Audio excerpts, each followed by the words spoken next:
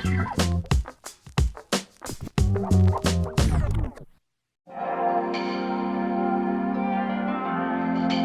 des jardins au cœur de la cité.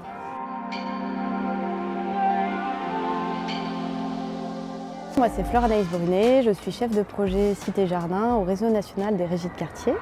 Donc, Cité Jardin est une association qui a été créée à l'initiative du réseau national des régies de quartier. Il y a eu une multiplication du nombre de jardins, du nombre de projets d'agriculture urbaine et donc la volonté de mieux valoriser ces projets et puis de mutualiser un certain nombre de compétences qui avaient été développées dans ce cadre-là.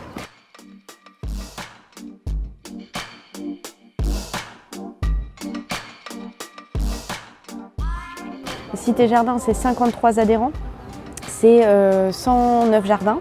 Donc à la fois des jardins collectifs, des jardins d'insertion et puis tout un tas d'autres projets annexes, donc comme des projets d'éco-pâturage, de l'apiculture, des vergers partagés, des poulaillers. Enfin, voilà, il y a vraiment cette diversité aussi de projets. La spécificité de Cité Jardin, c'est vraiment on va dire le territoire d'intervention, donc les quartiers prioritaires qui est un peu la marque de fabrique, et c'est de faire des projets par et pour les habitants de ces quartiers. Et donc du coup des projets d'agriculture urbaine qui vont avoir une vocation sociale, une dimension sociale assez importante, que ce soit via des actions de quartier sur le jardin et de sensibilisation à l'environnement, mais aussi des actions, des activités d'insertion professionnelle dans le cadre du maraîchage en insertion. Et vraiment, voilà, cette vocation de faire par et pour les habitants de ces quartiers et de les faire monter en compétences et qui deviennent en fait des acteurs de la transition écologique aussi.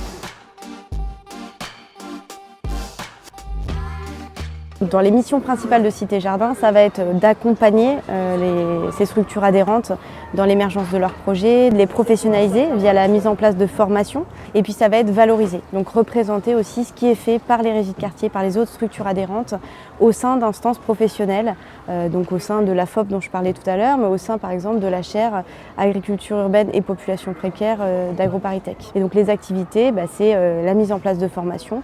C'est des formations thématiques dont les thématiques évoluent en fonction des années. Donc à chaque fois, on va s'associer avec des acteurs professionnels, donc les Anges Gardins, Veni Verdi, pour mettre en place des formations. On va aller visiter des terrains, on va échanger. Alors le modèle économique de Cité Jardin, là il faut que je précise quand même qu'il y a un lien privilégié avec le réseau national des régies de quartier, puisque Cité Jardin a été créé à l'initiative du CNLRQ. De ce réseau national, et c'est ça qui permet actuellement à Cité Jardin d'exister.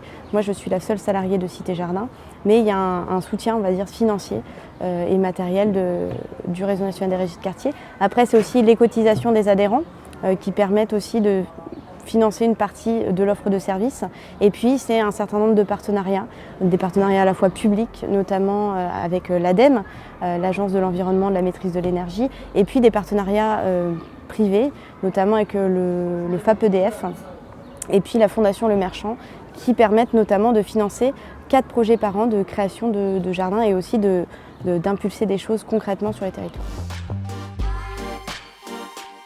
Il y a des projets qui commencent à voir le jour, qui sont un petit peu différents dans la mesure où ils sont plus complets qu'un projet de jardin collectif. Donc ça va être par exemple un projet de maraîchage en insertion en toiture, un projet aussi de ferme urbaine dans un parking souterrain, donc avec production de pleurotes, production d'endives et de micro-pousses. Il y a des projets aussi qui ont un jardin d'insertion d'un côté, un restaurant solidaire de l'autre, et où du coup ça va créer des synergies. Donc c'est ça en fait qui est intéressant, c'est des projets qui deviennent un petit peu plus ambitieux et puis qui tissent des liens avec d'autres activités des régies de quartier.